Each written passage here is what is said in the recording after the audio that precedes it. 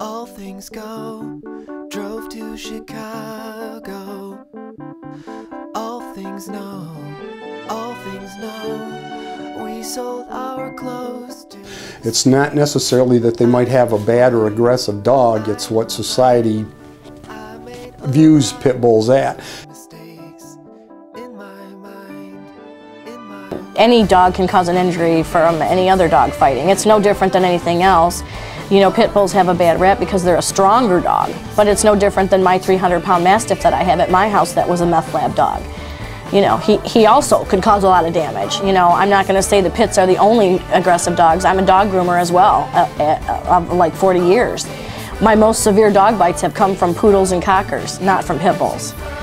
You know, they're strong, they're muscular dogs, and you know, the wrong people are getting the wrong idea, and you know, these people that have the bad mindset, you know, they teach them to be a bad dog. I mean, they're a hard-looking dog, you know, they're muscular, and, you know, they got big heads, and they just take it to the wrong point, I guess. Realize how smart and intelligent they are, and I realize that I can change people's point of views on them if I get one and, you know, create a good dog. And I mean, now I have two. And, they're very alert, they're very protective, and they're extremely intelligent. Close to 60% of every dog that comes in here is a pit bull, or in most cases a pit bull mix. One of the ways that they train pit bulls to fight is they'll drop a small tire or something with a rope loop down. They'll let the dog jump and grab it. They'll pick the dog and the whole apparatus up in the air about 6 or 8 feet, tie it, and let the dog hang there. And some of them will hang there for almost indefinitely, but well over an hour. When you bring them into your family, they're going to be very protective of your family.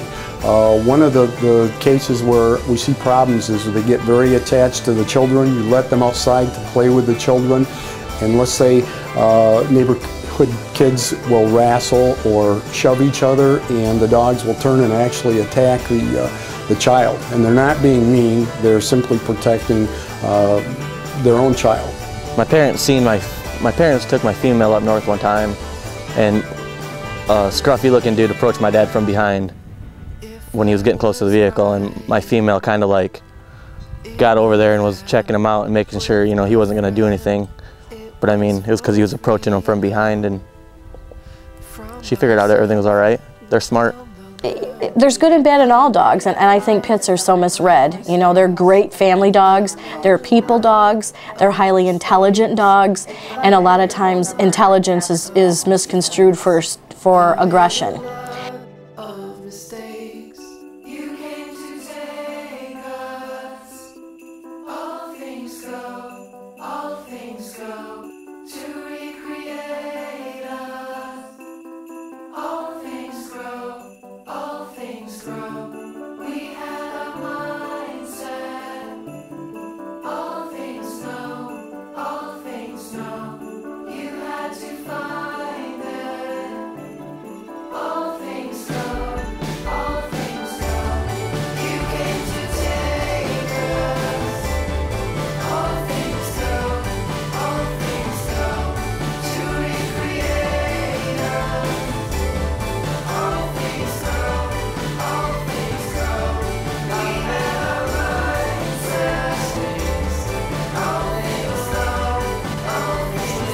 You should definitely give the dog a chance. You should not just take what everybody else has said about the breed. You know, they're a very, very intelligent breed. They can be some of the best dogs in the world, smartest dogs in the world, and most caring dogs in the world, most loyal dogs in the world. So, you know, give it a chance. Don't just, you know, keep an open mind. There's good and bad in everything. If you don't know how to take care of it, then you shouldn't own it. And you should really read up on any breed that you get. Pits are no different. It's just that they're a stronger dog, and they can cause more damage because they're a bigger dog. But that doesn't mean that, you know, they can't be the sweet dog that a Yorkie could be or a Cocker Spaniel could be. You know, we get a lot of very nice pit bulls here, and if people would just open their minds to, it's not a pit bull, I don't want it around my kids, they would see what great dogs they are and how protected their kids and their family would be. You don't adopt the dog should adopt you. If the dog falls in love with you and is happy to see you and you go back numerous occasions, the dog remembers you, makes eye contact with you, it's a pretty good start.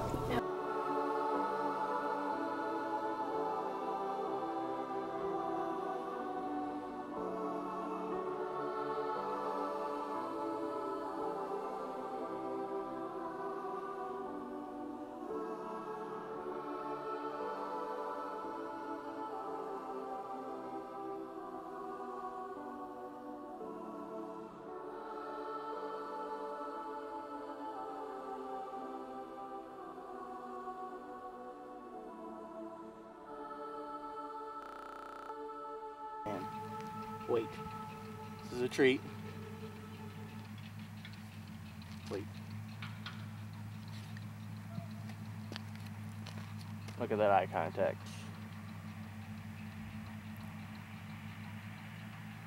Free. Free.